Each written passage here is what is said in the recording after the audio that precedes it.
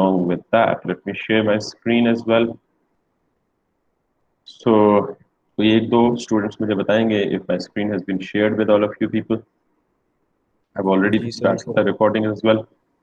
Okay, so what I'm talking about is this course outline might have been shared with you too, in fact, in the group, public group that we created first. So ये जो group है अभी तो इसको हमने normally open ही रखा है, but we are going to restrict it as well. So I'll also be creating a Google Classroom for all of you people, जहाँ पे मैं course material lecture की ये जो recording होगी ये plus lecture का जो source code होगा वो plus everything related to the class, all the material would be shared in that class Google Classroom too. So for that I would be requesting you people during the class, at the end of the class, you all have to share your email addresses along with your names.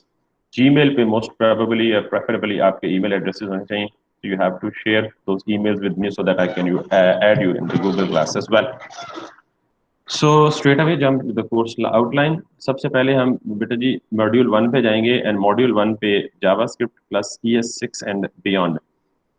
ES6 क्या होता है ये तो हम discuss करेंगे. JavaScript को हम straight away अभी शुरू करने लगे. सो जावास्क्रिप्ट में मुझे आप रफली ये बताएंगे, सिवाय एक दो लोगों के जिनको मैं जानता हूँ, बाकियों के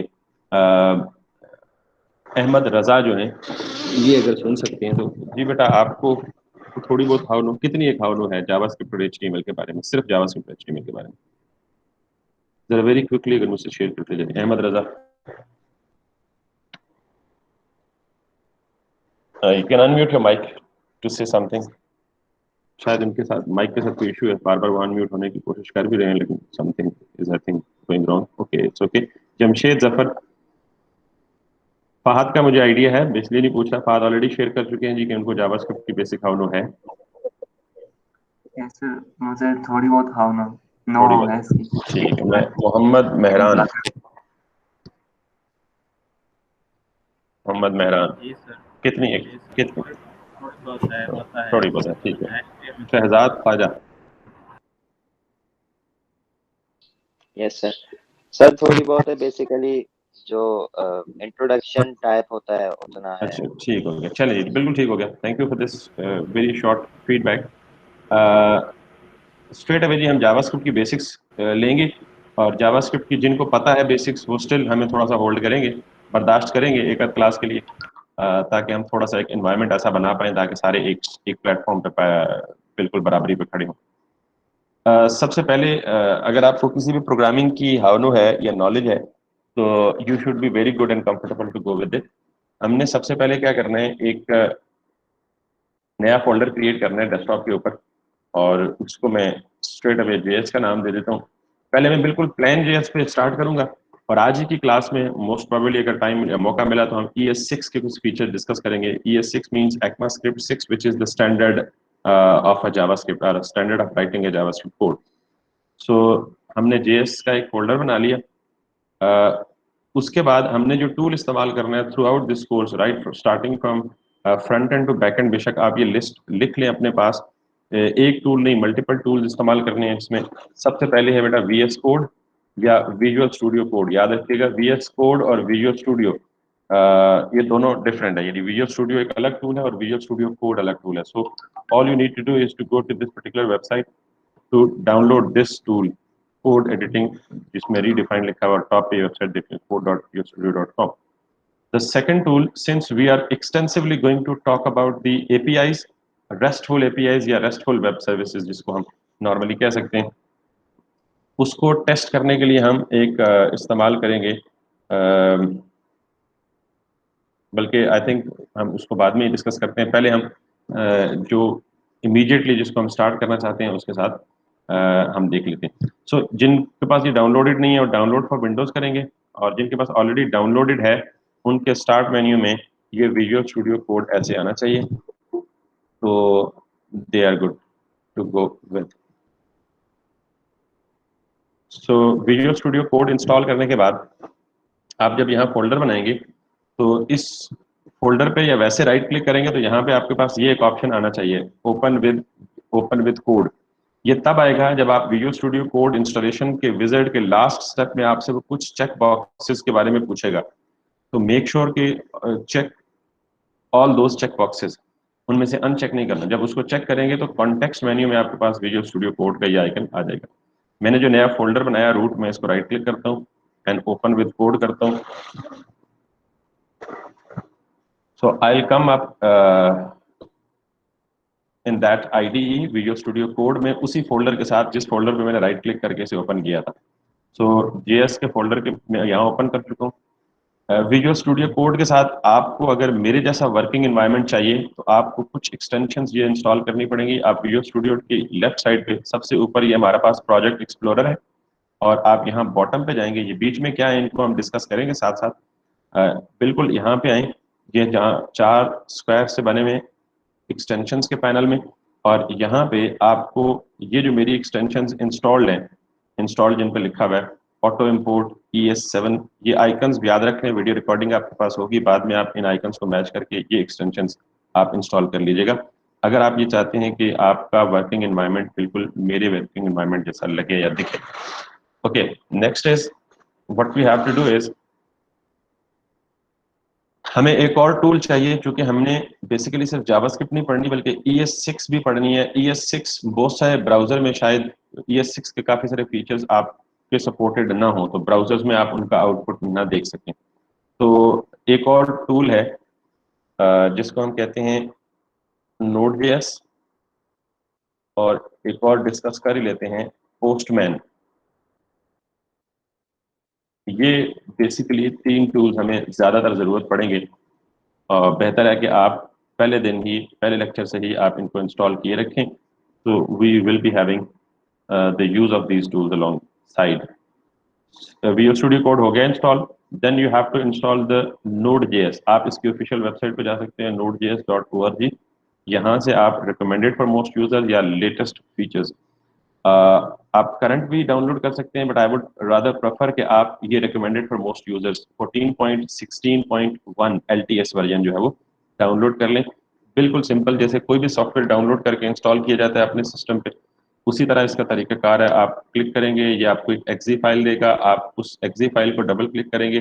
सो keep on following the steps mentioned in the wizard, installation wizard, तो ultimately you would be installing this Node.js final version. अगर किसी स्टूडेंट को ये चाहता है कि मैं उसे डाउनलोड करके दूं, तो मेरे सिस्टम में तो ऑब्वियसली मुझे पहले अनइंस्टॉलेशन करनी पड़ेगी, फिर इंस्टॉलेशन करनी पड़ेगी, तो काफ़ी सारा टाइम इसमें लग जाएगा। आप खुद इसको एक्सपेरिमेंट कीजिएगा। आई होप सारे माशाल्लाह टेक्निकल लोग हैं, इंस्टॉलेशन में एटलीस्ट किसी को मसला नहीं होना चाहिए। Once you install this, the next step is postman. Right now पहली चंद क्लासेस में हम पोस्टमैन का कुछ छेड़ेंगे तो नहीं, लेकिन it's always good in fact to have it in your system, because restful APIs और एपीआईज जो हम बड़ी एक्सटेंसिवली यूज करेंगे, उनको टेस्ट करने के लिए हम पोस्टमैन टूल का इस्तेमाल करेंगे। So all you need to do is to create an account in fact, and then you have to download it. ये फ्री है, और आप इसको अपने सिस्टम में इंस्टॉल कर लीजिएगा। मैं इन तीनों चीज़ों को ओपन करके दिखा देता हूँ। Node.js ओपन नहीं होगा ऑब्वियसली, लेकिन इसमें जब हम फाइल क्रिएट करेंगे तो हम Node.js रन टाइम एनवायरनमेंट में रन करके देखेंगे। पोस्टमैन जब आप इंस्टॉल करेंगे तो उसकी कुछ शक्ल इस तरह की लगेगी।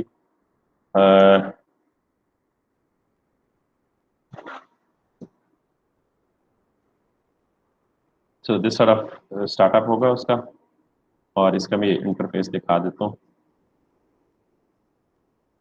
तो या आपने आज ही क्लास के बाद, या अभी अगर आप हैं तो अपने सिस्टम में पैरेलल में ये इंस्टॉल कर लें। ये इसकी शेप है, या ये इसकी शक्ल है जो आपको दिखेगी राइट आफ्टर द इंस्टॉलेशन।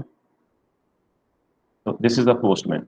ये 3 टूल्स के साथ हम चलेंगे। So right straight away first JavaScript. सबसे पहली चीज तो ये है कि हम जावास्क्रिप्ट को अब तक ये पढ़ते आए हैं कि सिर्फ ब्राउजर में ही रन होती है, यानी JavaScript is a client-side scripting language which runs in the browser. It has nothing to do with the server side. It cannot be run, its program cannot be executed outside the browser. Browsers में एक capability होती है V8 engine Chrome में, और बाकी different हर browser का अपना एक मैकेनिज्म है जिसके बारे में माइट भी डिस्कस कर भी सकते हैं। तो V8 इंजन बेसिकली ये फैसिलिटी देता है ब्राउजर स्पेशली क्रोम को कि वो जावास्क्रिप्ट के कोड को एग्जीक्यूट करे और उसका आउटपुट दिखाए। Right now since we are at the very beginning, हम एक index.html का पेज बनाएंगे और इस HTML के पेज में एक बेसिक डॉक्यूमेंट का स्ट्रक्चर बनाएंगे। आई होप ये सारे लोगों को पता है। किसी बंदे को कोई चीज़ भी ज़रा से भी कंफ्यूज करे तो feel free and very open, वो क्वेश्चन पूछ सकता है। बिल्कुल बेसिक लेवल का क्वेश्चन जो है वो भी एंटरटेन किया जाएगा इंशाल्लाह।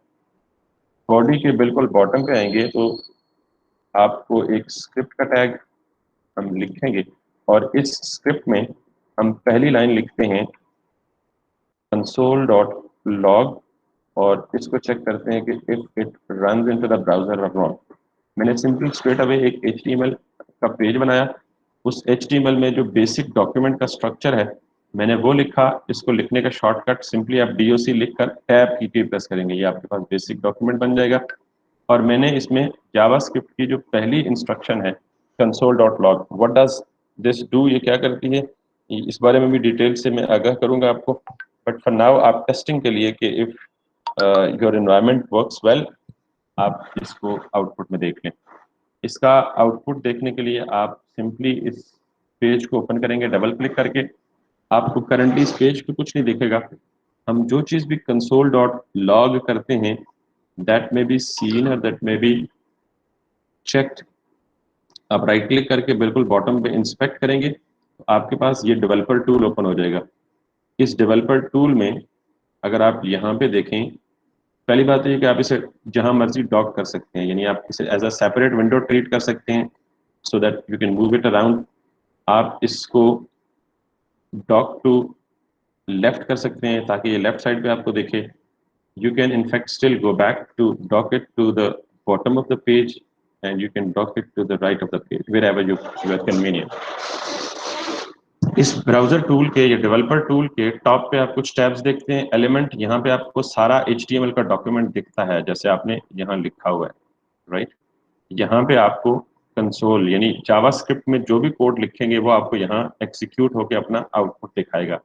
Right now I had written only one line which is console.log और उसमें मैंने हेलो लिखा तो ये सिंपली हेलो यहाँ पे आ गया। console.log को फॉर द टाइम बिंग आप ये समझ सकते हैं कि जैसे आपके पास सी out in case of C++, printf in case of C, या document.write in case of JavaScript या Java, उसी तरह का ये एक मैसेज प्रिंटिंग के लिए इस्तेमाल होता है या एरर डिबगिंग के लिए इस्तेमाल होता है या एरर ट्रेसिंग के लिए इस्तेमाल होता है console.log mostly.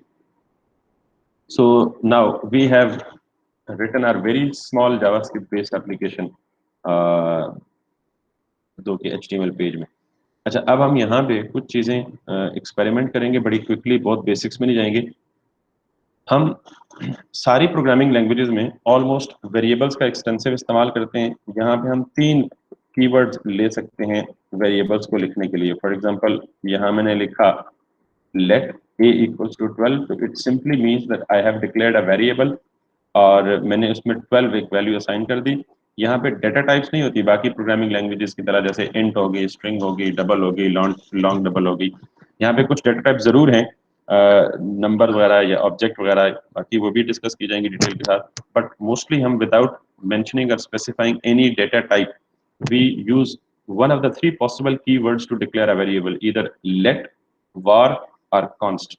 We are in fact definitely going to look at the difference between all these three, but let's suppose अब मैं console.log में बजाय एक string message लिखने के मैं simply console a लिखूंगा and I'll be getting the output here straight away.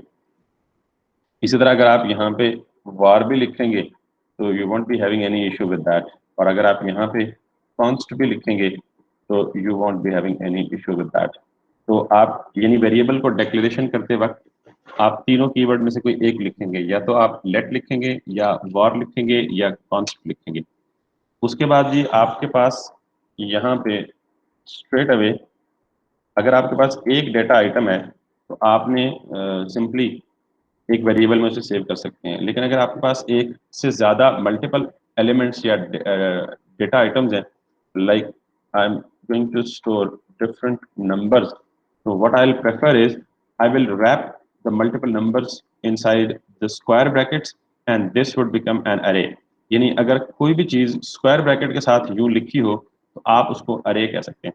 एक चीज और याद रखिएगा, ये एंड पे सेमी कॉलन जो है ये मॉडर्न जावास्क्रिप्ट में ऑप्शनल है। आप एंड पे सेमी कॉलन नहीं भी देंगे तो still it won't be generating error, it would display the results और output as well. So anything written, anything से मुराद नंबर भी हो सकते हैं, कैरेक्टर्स भी हो सकते हैं, स्ट्रिंग्स भी हो सकती हैं, रिटन इनसाइड या enclosed by the square bracket that would be an array. तो मैं इसको जो भी कर सकता हूँ, जैसे इसको मैं कह दूं जी for example these are the marks, so this is the array. मैं इसको यहाँ से कॉपी करके पेस्ट करूँ कंसोल में चेक करने के लिए कि हाउ डज इट लुक। तो ये बेसिकली जो 4 है ये अरे की लेंथ है और ये स्क्वायर ब्रैकेट्स हैं वो अरे एक्चुअल है। अगर आप इसे एक्सपेंड करेंगे तो अरे इंडेक्स बेस्ड डेटा स्ट्रक्चर है बेसिकली, जो इंडेक्स की फॉर्म में वैल्यूज को स्टोर कर सकता है, जिसमें हम ये कह सकते हैं कि 0th पोजीशन पे 12 पड़ा हुआ है, फर्स्ट पोजीशन पे 25 है, सेकंड पोजीशन पे 36 है और थर्ड पोजीशन पे 58 है। टोटल अरे की लेंथ जो है वो 4 है। सो नेक्स्ट थिंग इज, यहाँ पे आप नंबर्स के बजाय नेम्स की अरे भी दे सकते हो। For example if I right a name like Wahab, इसको आप सेकंड स्ट्रिंग दे दें अहमद, थर्ड स्ट्रिंग दे दें आप इसको Mehran, close it in either double quote or a single quote or a backtick, and any random student Arsalan, and then always try to give meaningful name to any array, variable, object or any data structure or any element, data storing element. So this is what मैंने names को यहाँ पे list किया just to let you know कि जी हम strings को भी as it is array में store कर सकते हैं। So 0th पोजीशन पे वहाब स्टोर होगा, फर्स्ट पोजीशन पे अहमद, सेकंड पोजीशन पे मेहरान एंड थर्ड पोजीशन पे Arsalan. So what if we want to target or access the individual element out of that array, यानी हम ये वहाब या अहमद कोई एक करना चाहें तो उसके लिए हमें पता है कि अरे पोजीशन बेस्ड इंडेक्सिंग है, फर्स्ट एलिमेंट की पोजीशन 0 है। If I write name of an array along with the index means ये जो एलिमेंट है ये 0th पोजीशन पे है, ये फर्स्ट पोजीशन पे है, ये सेकंड पे है। अरे हमेशा 0 बेस्ड इंडेक्सिंग होती है। The first index would always be starting and should always start from 0। सो अब अगर मैं जाऊंगा तो मुझे सिर्फ अरे का जो फर्स्ट एलिमेंट है वहाब वो मिलना चाहिए। तो दिस इज द अरे। मैं साथ साथ कमेंट करता जाता हूँ। This is an, I hope सबको कमेंट्स का पता होगा। Comments basically are non executable lines, they only are used to enhance the readability or understandability of the instructions or of the programs। तो कमेंट्स नॉर्मली लिखे जाते हैं ताकि आपको उस प्रोग्राम की अंडरस्टैंडिंग हो या आप कोई एक प्रोग्राम की लाइन को एक्सप्लेन करना चाहें तो एक्सप्लेनेशन के लिए आप कमेंट्स का इस्तेमाल करते हैं। मैं कमेंट्स लिख रहा हूँ ताकि ये चीज़ लिखी रहे आपके रेफरेंस के लिए। तो दिस दूसरा नाम शो करना हो तो, दूसरा नाम शो करना हो तो ऑब्वियसली आप यहाँ पे 0th के बजाय फर्स्ट कर लें, फर्स्ट इंडेक्स। दोनों 0 अच्छा वाला भी दोनों और 1। अरे में अगर आपने पूरी अरे ही करनी है तो आपको बेसिकली लूप लगानी है। अगर आपने consecutive 1 first second third fourth element show करने हैं तो आपको लूप लगानी है। अगर आप ये चाह रहे हैं कि सिर्फ पहला और दूसरा करें तो फिर उसके बहुत सारे तरीके हैं। राइट नाउ सिर्फ आप 2 दफा कंसोल की स्टेटमेंट इस्तेमाल करें या यहाँ पे कॉमा लगा के इसी को इस्तेमाल करके, it's a very simple way, यहाँ पे 0 कर दें, यहाँ पे 1 कर दें, ये भी तरीका वैलिड है। या आप इसको कट करके दूसरा कंसोल स्टेटमेंट पूरा लिख लें और आप उसमें लिख दें राइट, दिस कर लें तो आपको ये दोनों अरे के एलिमेंट शो हो जाएंगे। ठीक है। या तीसरा ये है कि ये भी कर सकते हैं जो कि डेफिनेटली थोड़ा सा आगे बारीक बीनी से देखा जाए तो आप कोई अरे का मेथड इस्तेमाल करके पहले 2 एलिमेंट एक्सट्रैक्ट करें, एक नई अरे में स्टोर करें और फिर उस अरे को पूरा डिस्प्ले कर दें। But I will be talking about the loops actually अभी थोड़ी देर बाद कि जी हम पूरी अरे को ही अगर एट वंस डिस्प्ले कराएं तो हम लूप के जरिए कैसे। मैं स्टेप बाय स्टेप चल रहा हूँ। पहले मैं आपको सारे डेटा स्टोरेज एलिमेंट्स या डेटा स्टोरेज के जो वे हैं, ऑब्जेक्ट को कैसे स्टोर करते हैं, वेरिएबल को कैसे स्टोर करते हैं, अरे को कैसे स्टोर करते हैं वो बता दूं, फिर उनमें से एलिमेंट को डिस्प्ले करना यूजिंग लूप और समथिंग अदर पॉसिबल वेज वो बताऊंगा। सो ये हमारे पास अरे थी जी। अरे के बाद द थर्ड पॉसिबिलिटी, ये बेसिकली भी मैं आपको बता रहा हूँ स्टोरेज के तरीके, how many possible ways are there in fact to store the data, और उनकी ज़रूरत क्यों पेश आई। अगर मैं आपको पहला बताऊं कि वेरिएबल जब हमारे पास था तो why do the need rises in fact कि हम अरे को इस्तेमाल करें, तो उसका जवाब सिंपल ये हो सकता है बिगिनर्स के लिए कि वेरिएबल की लिमिटेशन ये है कि वो एक वक्त में एक ही डेटा या डेटा आइटम स्टोर कर सकता है। जैसे अगर मुझे वहाब का नाम स्टोर करना है तो I can store it in a variable like this, like const name equals to this। लेकिन अगर मुझे, ये तो एक नाम है, अगर मुझे चारों नाम स्टोर करने हैं, 5 नाम स्टोर करने हैं, 6 करने हैं या 100 करने हैं, तो फिर this is not the suitable way. आप एक ही वेरिएबल में स्टोर नहीं कर सकते। In that case you need a collection. तो अरे इज अ कलेक्शन जिसमें आप मल्टीपल डेटा आइटम्स को एट वंस स्टोर कर सकते हो।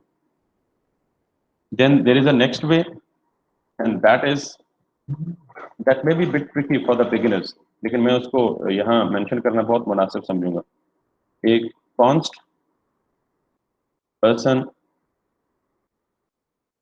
अब बेसिकली जावास्क्रिप्ट में इस चीज का बहुत ज्यादा इस्तेमाल है।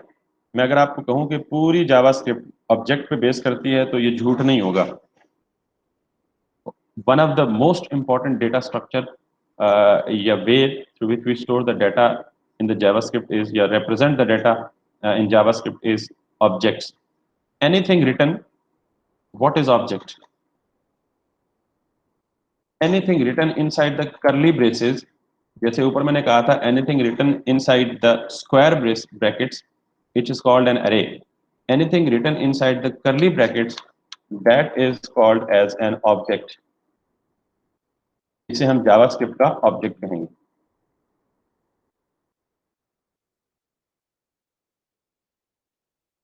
जी, जावास्क्रिप्ट का जो ऑब्जेक्ट है उसमें हम इंफॉर्मेशन किस तरह स्टोर करते हैं, जैसे हम यहाँ पे स्टोर करते थे ना वहाब, अहमद, मेहरान और अरसलान, तो ये जो नेम्स हम स्टोर करते हैं अरे में, इनको एक्सेसिबल यानी इनको एक्सेस करने का तरीका ये है कि हम इनको पोजीशन से या इंडेक्स से एक्सेस करते हैं।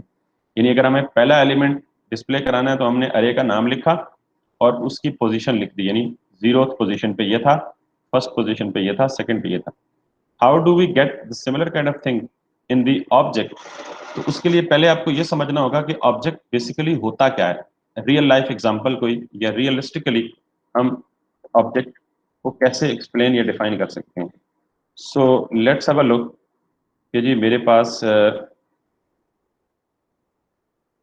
एक, let me explain it a bit, पहले ऑब्जेक्ट है क्या, because that is something important.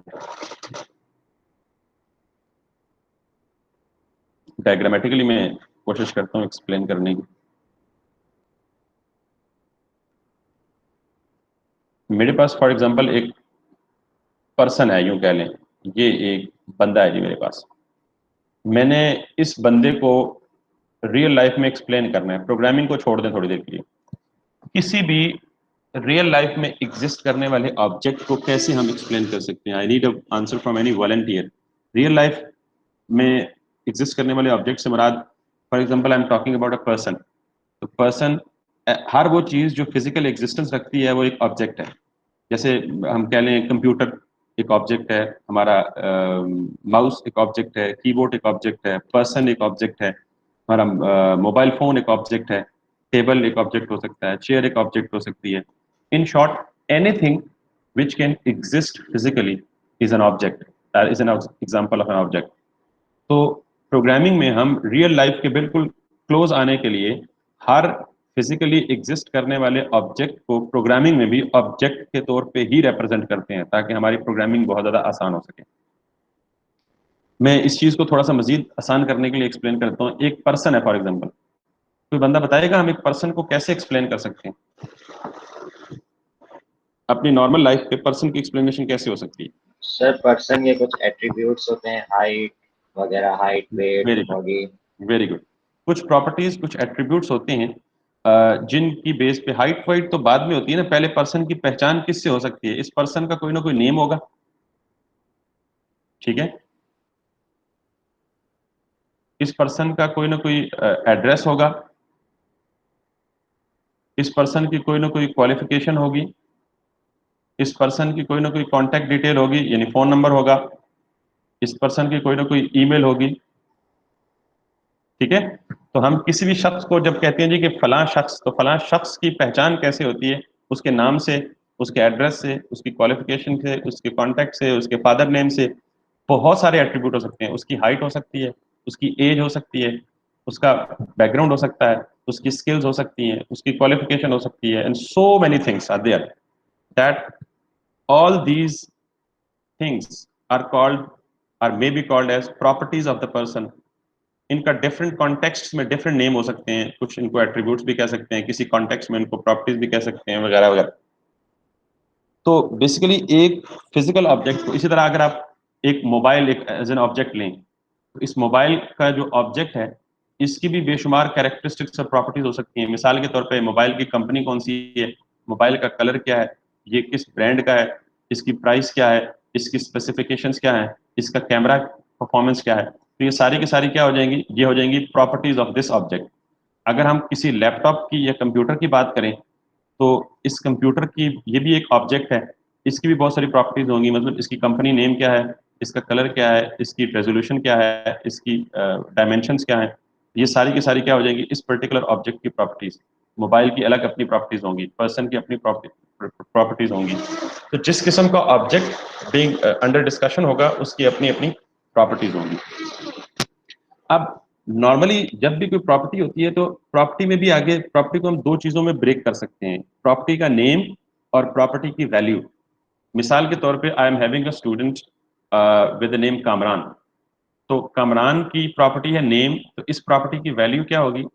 Obviously Kamran, जो उसका अपना नाम होगा। तो हम ये कहते हैं कि ये नेम जो है इस पर्सन के ऑब्जेक्ट की प्रॉपर्टी है, और कामरान उसकी वैल्यू है। यानी हम इस तरह लिखते हैं, प्रॉपर्टीज को की वैल्यू पेयर की फॉर्म में लिखते हैं। दिस इज कॉल्ड की इन the object and this is called value in the object.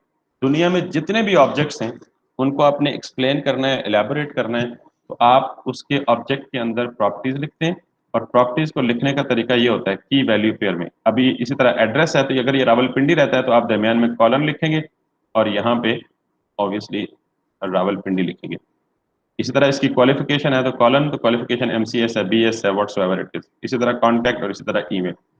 तो this incomplete represents a person if we are talking about person as an object in our example, ठीक है। So now let's get back to the code। और object को programmatically you represent करते हैं। Diagrammatically मैंने आपको बता दिया ऑब्जेक्ट को कैसे रिप्रेजेंट करते हैं।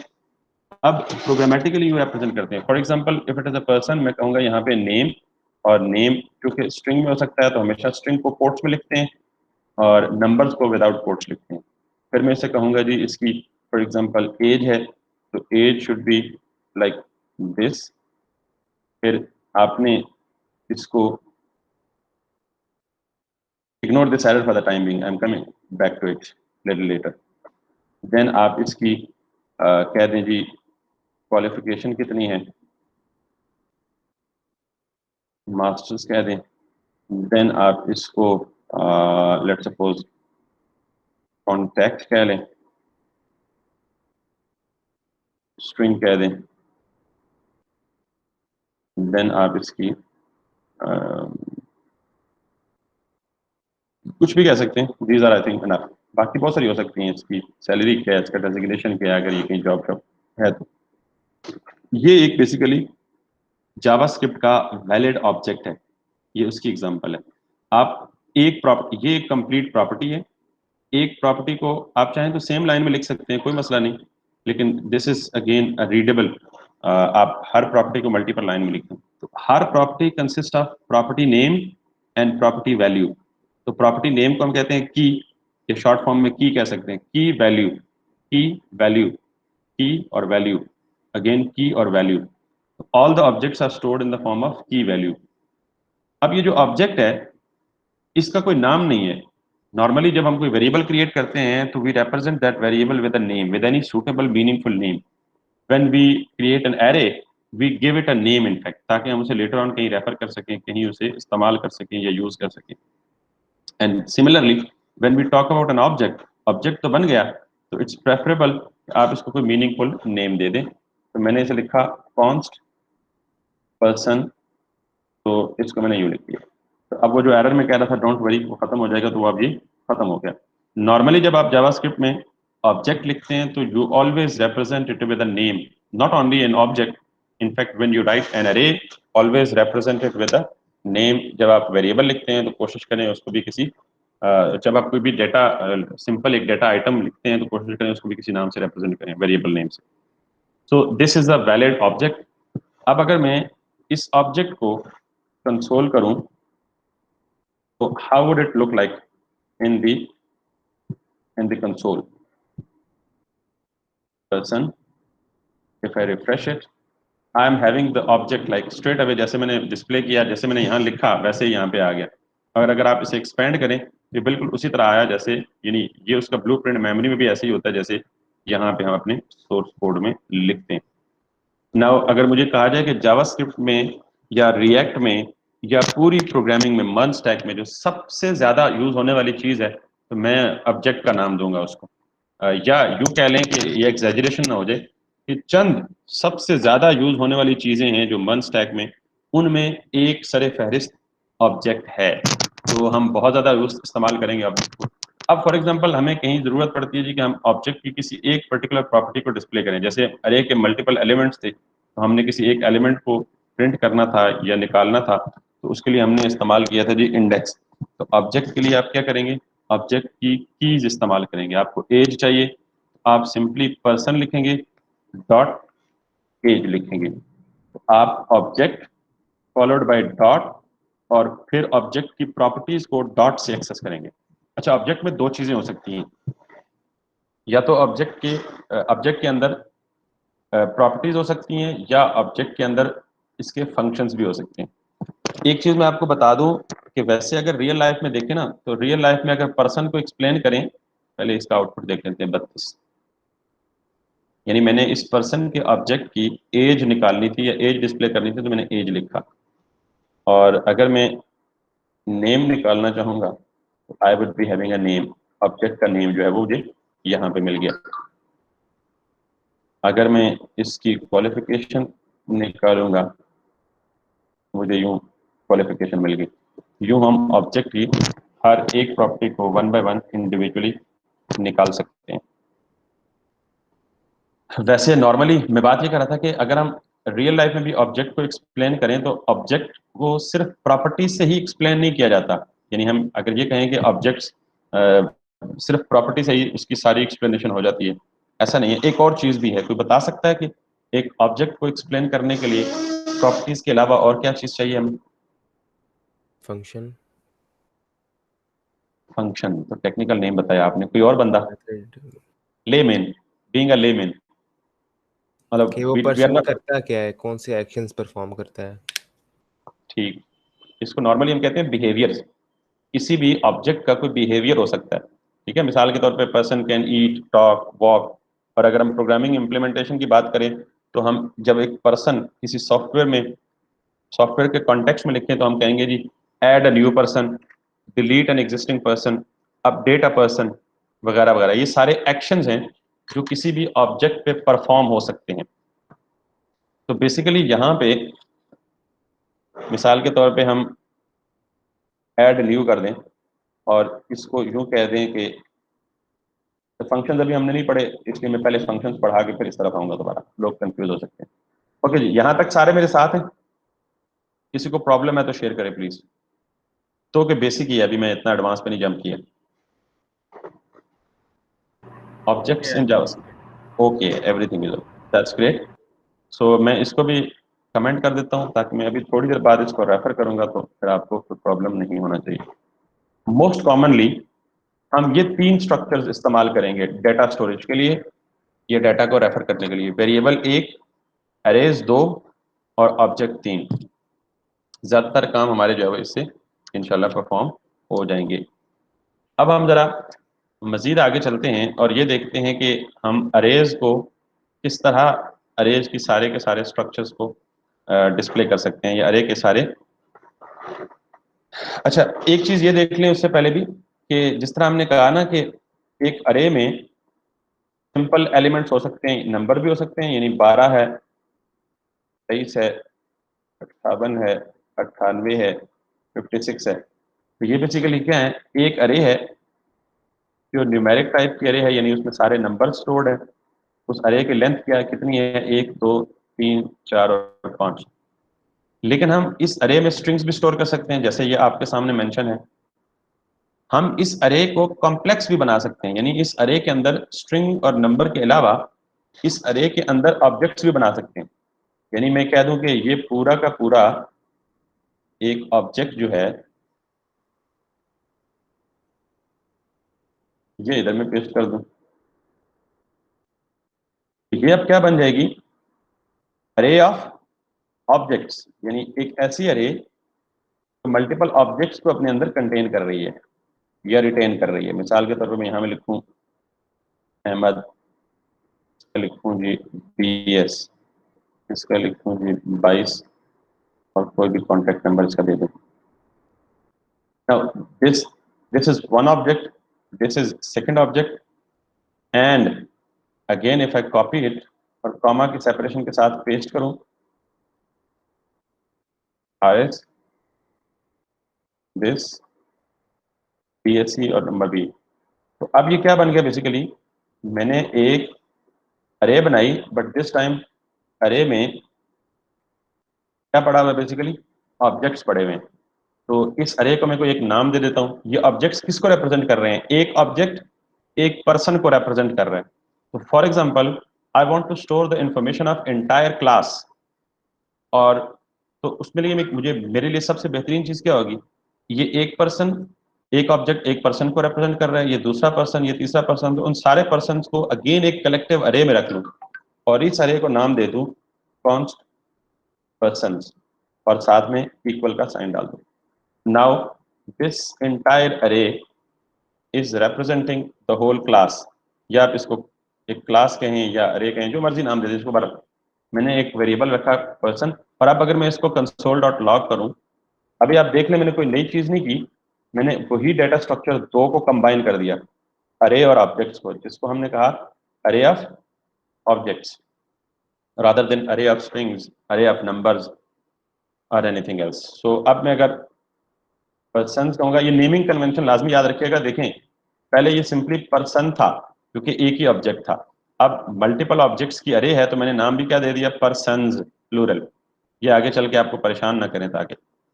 अब अगर मैं इसको ब्राउजर की स्क्रीन पे देखूंगा तो what I will get is, I will get an array having 4 elements inside it, and when I expand it, it will give me output like that कि 0th इंडेक्स पे फिर एक ऑब्जेक्ट पड़ा हुआ है, फर्स्ट इंडेक्स पे एक पूरा ऑब्जेक्ट पड़ा हुआ है, सेकंड इंडेक्स पे एक पूरा ऑब्जेक्ट पड़ा हुआ है, और थर्ड इंडेक्स पे भी एक ऑब्जेक्ट पड़ा हुआ है। If I further expand it तो मुझे ये 0th इंडेक्स पे एक ऑब्जेक्ट की पूरी इंफॉर्मेशन मिलेगी।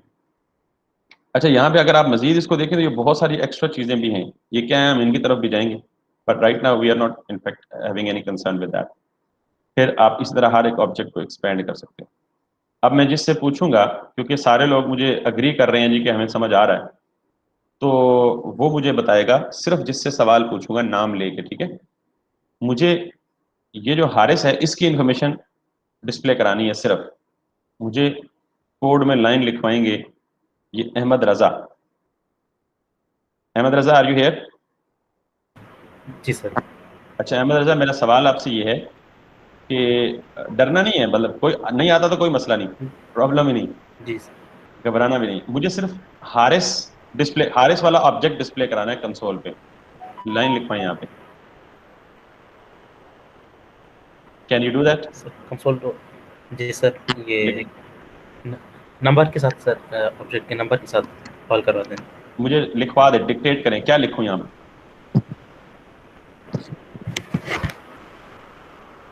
शाबाश। पर्सन पर्सन और लार्ज ब्रैकेट में नंबर उनका। ब्रैकेट कौन सी डालूं, ये वाली? लार्ज की सर। नंबर कौन सा डालूं जरा देख के बता दें यहाँ पे। ये लें आपके सामने ऑब्जेक्ट सर 2 डाल दूं, क्यों? 0 1 और 2, वेरी गुड। अब किसकी इंफॉर्मेशन डिस्प्ले हो जाएगी? हारिस की? हारिस की। अच्छा, वेरी गुड, वेरी गुड, बहुत अच्छे बेटा अहमद। अच्छा हारिस, अब मुझे हारिस की सारी इंफॉर्मेशन नहीं चाहिए, मुझे सिर्फ इसका नाम चाहिए, तो क्या करूंगा अब?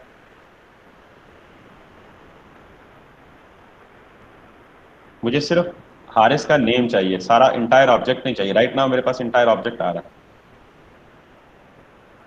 सर पर्सन के साथ हारिस का डॉट हारिस। है। डॉट हारिस लिख देंगे, ऐसे ही है, क्या बात है? जी सर। अच्छा, कितने लोग कह रहे हैं जी पक्की बात है? कोई करेक्शन करेगा इनको? थैंक यू बेटा अहमद, आप माइक ऑफ कर दें। Second moving to the second student, Fahad. जी फहद, सर। जी आप जी करेक्शन। अभी ये देखें, इन्होंने मुझे जो लिखवाई है बात, तो उसमें तो अनडिफाइन आ रहा है, यानी डिजायर्ड आउटपुट नहीं आ रही। Can you sir, make print correction? Print क्या करना है? प्रिंट, मैंने कहा था कि इस पूरी पर्सन्स की अरे में से हारिस का नाम प्रिंट कराना है बस। सर डॉट नेम कर देंगे बस। डॉट नेम कर देंगे। ये बेटा अहमद, अब याद रखो कि हम जब भी ऑब्जेक्ट के अंदर किसी चीज को एक्सेस करते हैं तो की लिखते हैं, हम वैल्यू नहीं लिखते। हम वो की लिखेंगे तो की के अगेंस्ट जो वैल्यू है वो खुद ही आ जाएगी। तो मैंने लिखा पर्सन्स और उसका इंडेक्स नंबर 2 एंड देन उसका मैंने नेम लिखा। तो what I will be getting is obviously Haris name आ जाएगा मेरे पास। ठीक है। सिमिलरली अगर आप यहाँ कुछ भी लिखें, एज लिखें, तो वो ऑटोमेटिक सेकंड इंडेक्स में जाके उसकी एज दे देगा। अगर आप इसकी क्वालिफिकेशन लिखें तो वो ऑटोमेटिकली इसके सेकंड इंडेक्स पे जाके बीएस उसकी क्वालिफिकेशन दे देगा। Make sense? यहाँ तक सारे होपफुली मेरे साथ हैं। Still I am at basic intentionally, क्योंकि मैं बार में ये सारी चीज़ों को जब डिटेल में डिस्कस करूंगा तो मैं फिर ये सीधा सीधा बारीक पॉइंट्स नहीं बताऊंगा आपको बेटा। अच्छा जी, अब हम जरा इसको करते हैं कमेंट और इसको भी करते हैं कमेंट। मेरी ये जो अरे थी, इस अरे पे मैं लूप लगाता हूँ। अब आप लोगों को बेसिक्स पता है, लूप, फॉर लूप होती है, वाइल लूप होती है, डू वाइल लूप होती है, जावास्क्रिप्ट की और कोई लूप पता है किसी को इन तीनों के अलावा? Any volunteer? Sir dot for each. Dot for each और फोर ऑफ। फॉर ऑफ और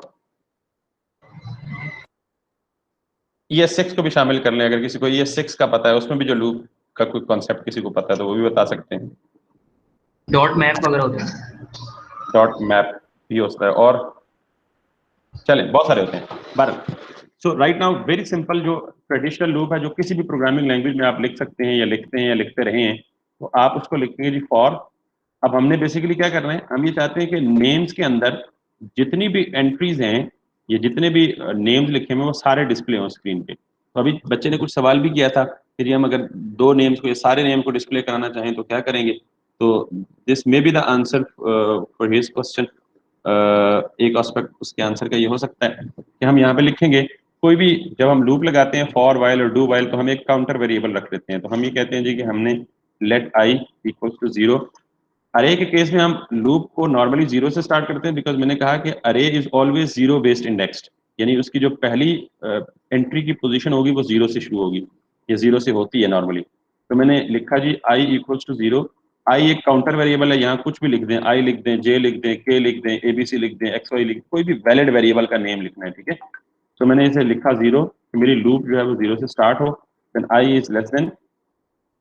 अब बेसिकली मुझे यहाँ पे क्या करना है, यहाँ पे दो चीजें हैं। एक चीज तो ये है कि 1 2 3 और 4 मैं यहाँ पे मैनुअली अरे की लेंथ लिख सकता हूँ।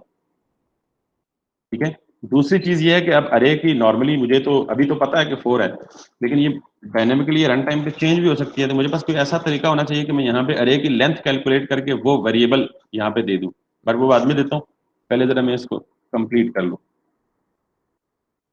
अब यहाँ देखें कि ये मैंने लेस देन 4 लिखा, तो 0th, फर्स्ट, सेकंड और थर्ड, यानी ये फोर्थ वाले को चेक ही नहीं करेगा कंडीशन के लिए, क्योंकि मैंने लेस देन लिखा, लेस देन इक्वल नहीं लिखा। बहरहाल ये चीजें आपको आई होप आती होंगी।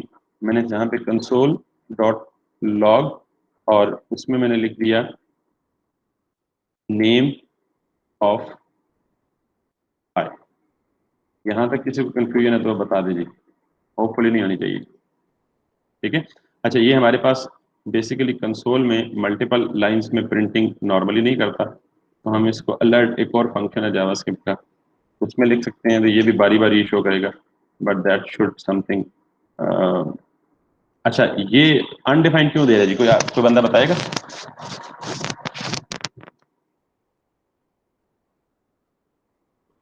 इसका नाम गलत एग्जैक्टली, नहीं। स्पेलिंग गलत।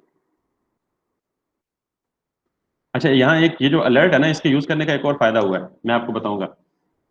या मुझे आप बताएंगे तो ज्यादा बेहतर होगा कि इसका नुकसान क्या है, डिसएडवांटेज क्या है। पहला नाम है जी वहाब, यहाँ पे है, ठीक है। जब हम इसको, दूसरा नाम आया, इसको करेंगे तो तीसरा नाम आया, इसको करेंगे तो चौथा नाम आया, एंड दैट्स इट, जब अरे कंप्लीट हो गया। अब हम अगर इसे कंसोल पे देख लें तो that should be like that, Wahab, Ahmad, Mehran और अरसलान।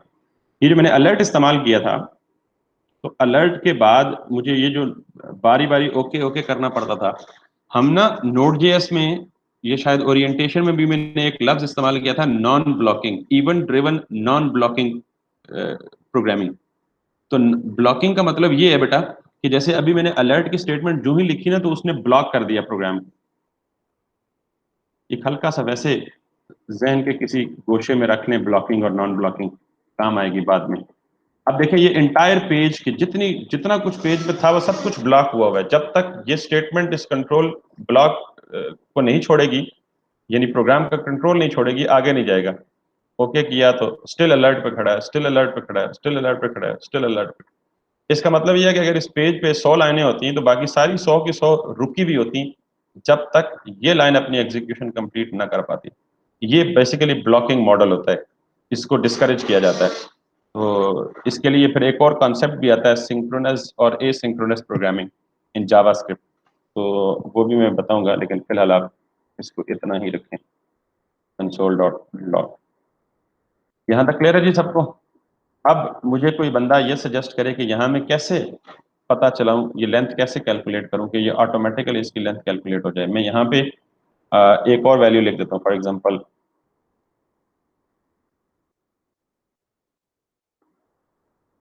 जी, कोई हिंट देगा बंदा? Sir names dot length. Names dot length, good हो गया जी। Names is what, name of an array, dot length क्या बला है, जरा ये भी कोई बता दे। What is this length? Count करेगी जितने। नहीं, ये है क्या चीज, इसका नाम क्या है? लेंथ तो ऑब्वियसली मेथड, मेथड को ऐसे लिखते हैं, यानी प्रॉपर्टी है।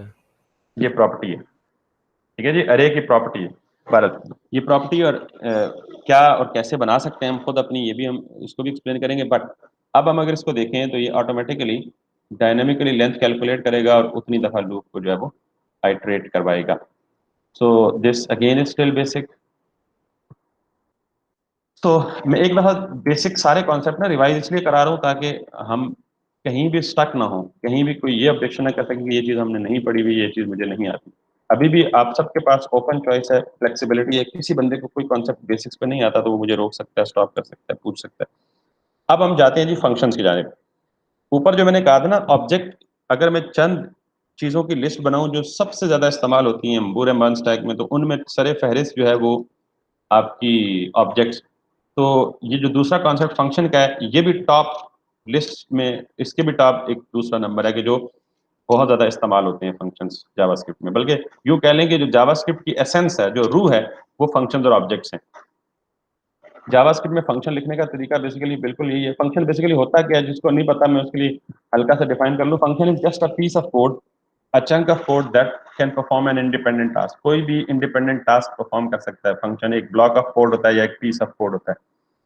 दो तरह के फंक्शंस होते हैं। कुछ फंक्शंस हैं जो बिल्ट इन होते हैं, जो ऑलरेडी पहले से मौजूद हैं, हमें पता है, हम उन फंक्शंस को इस्तेमाल करके उनकी फंक्शनलिटी अचीव कर लेते हैं। जैसे एबीएस का फंक्शन है, स्क्वायर रूट कैलकुलेट करने के लिए फंक्शन है, बहुत सारे और भी हैं। कुछ फंक्शंस हैं जो बिल्ट इन नहीं होते, हमें अपनी कस्टमाइज्ड फंक्शनैलिटी के लिए फंक्शन खुद डिफाइन करने पड़ते हैं। तो उनके लिए हर प्रोग्रामिंग लैंग्वेज डिफरेंट सिंटैक्स और डिफरेंट तरीका देती है। जावास्क्रिप्ट में हम फंक्शन लिखते हैं, उसके बाद कोई भी फंक्शन का नेम मीनिंगफुल नेम वेरिएबल को, ऑब्जेक्ट को, अरे को और फंक्शन को नेम देने के रूल्स ये हैं कि फंक्शन नेम में स्पेस नहीं होनी चाहिए, function name should not start with a number, it should not start with a special symbol और वगैरह वगैरह। 3-4 रूल्स को मद्देनजर रखना है आपने। कोई कीवर्ड जावास्क्रिप्ट का वो फंक्शन का नेम नहीं हो सकता। तो ये मैंने एक टेस्ट फंक्शन को नेम दे दिया। जब भी आप फंक्शन लिखेंगे फंक्शन का कीवर्ड लिखेंगे followed by test open and closing parenthesis and then body of the function. तो ये फंक्शन की जो बॉडी है आप इसके अंदर कोई भी कोड या चंक ऑफ कोड या पीस ऑफ कोड लिख सकते हैं। फॉर एग्जांपल मैं यहाँ पे console.log लिखता हूँ और लिखता हूँ जी कि this is a test function. तो वी कैन नाउ, अब हम इसे चलाएंगे तो कुछ भी नहीं आएगा आउटपुट। उसकी वजह यह है कि नॉर्मली जब भी हम फंक्शन डिफाइन करते हैं तो सिर्फ डिफाइन करना is not enough, but we have to call that function somewhere in order to get its result or get its execution। तो यहाँ पे कोई पाबंदी नहीं है। कुछ प्रोग्रामिंग लैंग्वेजेस हैं जितनी कि फंक्शन को कहाँ कॉल करना है कहाँ नहीं कॉल करना है, जहाँ मर्जी फंक्शन को डिफाइन करने से पहले या डिफाइन करने के बाद कहीं भी आप इस फंक्शन को कॉल कर सकते हैं। तो फंक्शन को कॉल करने का तरीका ये है कि आप सिंपली, अच्छा ये मैं कह रहा हूँ कि सेमी कॉलन जो है मॉडर्न जावास्क्रिप्ट में ऑप्शनल है, मैं नहीं भी लिखूंगा तो वो चलेंगे। तो मैंने लिखा test which is the call to the function, तो ये आ गया जी this is a test function and this is the call to the function which is defined right over here. अब कोई भी फंक्शनैलिटी है आप उस फंक्शनैलिटी को परफॉर्म कर सकते हैं इस फंक्शन के अंदर। हम थोड़ी सी कोई प्रैक्टिकल एग्जांपल्स लेते हैं ताकि कुछ थोड़ा बहुत जो बोरियत हो रही है आप लोगों को वो भी जरा आपकी हट जाए। सो ये हो गया जी वेरी सिंपल फंक्शन। अच्छा वेरी सिंपल से थोड़ा सा हम आगे चलते हैं। बाज़ औक़ात फंक्शंस ना कुछ पैरामीटर्स भी लेते हैं। मिसाल के तौर पे मैं इस फंक्शन की जो पैरेंथेसिस है मैं कोई वैल्यू दे दूं, इसको मैं क्या कहूँगा, ये मैंने इसमें एक पैरामीटर पास किया है। जब भी कोई फंक्शन पैरामीटर लेता है तो आप जहां फंक्शन डिफाइन होता है तो वहां ये as an argument list available होता है, यानी आपने रिसीव करना होता है इसको किसी वेरिएबल में। तो मैं यहाँ पे लिख देता हूँ जी ए फॉर एग्जाम्पल, तो this 25 gets copied to the variable a during the execution and this a now became available or would become available right inside this function this। तो अब मैं क्या कह रहा हूँ कि जब फंक्शन कॉल हो तो बजाय एम्प्टी पैरेंथेसिस के साथ में एक वैल्यू भेजो। इस वैल्यू 1 हो या 4 हो या 6 हो या 10 हो, जितनी वैल्यूज यहाँ होंगी उतने यहाँ पे आपको वेरिएबल्स स्पेसिफाई करने पड़ेंगे। तो first value would get copied to the first variable, comma second variable, comma third, comma fourth, comma fifth। So right, if I run it, I get the 25 here। अगर मैं यहाँ दो वैल्यूज पास कर दूं और उसे रिसीव एक ही करूं तो कुछ भी नहीं होगा, सेकंड इग्नोर हो जाएगी। और अगर मुझे सेकंड वैल्यू यहाँ पास करनी है तो मैं यहाँ still it has been copied to the B but has not yet been displayed. तो अगर मैं कॉमा के साथ उसे डिस्प्ले भी कर दूं तो नाउ 25 एंड 25। अब दो सेपरेट कंसोल की स्टेटमेंट्स लगा दें या console gives you the facility in fact to give the variable comma separated. So अब इसी तरह तीसरा दे दें और स्ट्रिंग टाइप का वेरिएबल भी दे सकते हैं आप, न्यूमेरिक टाइप का भी दे सकते हैं, कुछ भी दे सकते हैं और फिर उन पे फर्दर कोई एग्जीक्यूशन परफॉर्म कर सकते हैं। So the next concept of the function is same चीज है लेकिन इसमें function can return a value as well, कि मैं यहाँ पे कंसोल ना कराऊं बल्कि मैं इस ए और बी को रिटर्न कर दूं। फंक्शन एक वक्त में नॉर्मली एक ही वैल्यू रिटर्न करता है, तो मैंने a प्लस बी कर दिया, यानी दोनों को सम करो और आंसर रिटर्न कर दो। Now what would happen, nothing very special as expected, उसने a प्लस बी दोनों का सम करके रिटर्न कर दिया बट डिस्प्ले कुछ नहीं हुआ। दैट्स द रीजन, क्योंकि मैंने यहाँ फंक्शन को कॉल तो किया, फंक्शन यहाँ आया, a और b की वैल्यूज यहाँ कॉपी हुई, दोनों कैलकुलेट हुई और यहाँ से ये जो रिजल्टिंग वैल्यू थी ये रिटर्न हो गई। अब रिटर्न होके यहाँ पे आई, अब रिजल्ट यहाँ पे मौजूद है इस फंक्शन में, डिस्प्ले इसलिए नहीं हो रहा कि हमने डिस्प्ले के लिए कोई इंस्ट्रक्शन लिखी नहीं है। तो we can write console.log over here and we can get its output right into the browser। so इसको हम कहते हैं फंक्शन which returns something। तो ये फंक्शन जो है अब कुछ वैल्यू भी रिटर्न कर रहा है और उस वैल्यू को हम इस तरह से जहाँ से फंक्शन कॉल होता है वहीं पे इसको डिस्प्ले भी कर सकते हैं। तो function that takes a parameter, function that returns a value, ये कॉन्सेप्ट भी हमारे जो हैं हमें बिल्कुल आने चाहिए।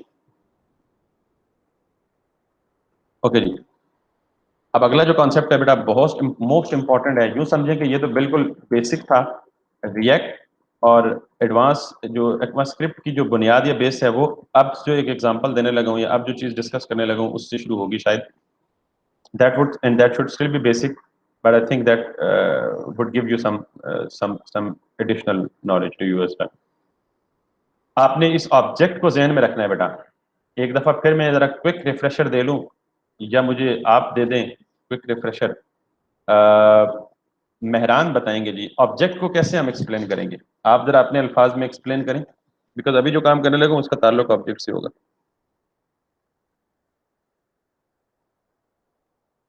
Mehran, can you hear me? Sir किस चीज को एक्सप्लेन? फहद नहीं, मेहरान। जी sir. Object, how would you explain an object in JavaScript?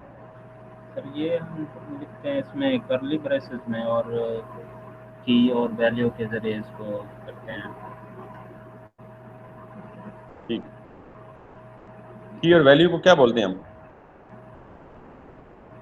की और वैल्यू को ये सवाल पूछने का मकसद ये होता है कि आपको इंटरव्यू में इन्हीं नामों के साथ जवाब देने होंगे जो नाम मैं बता रहा हूं। की और वैल्यू को क्या बोलते हैं कलेक्टिवली? शहजाद ख्वाजा, ठीक है मैडम। Sir attributes.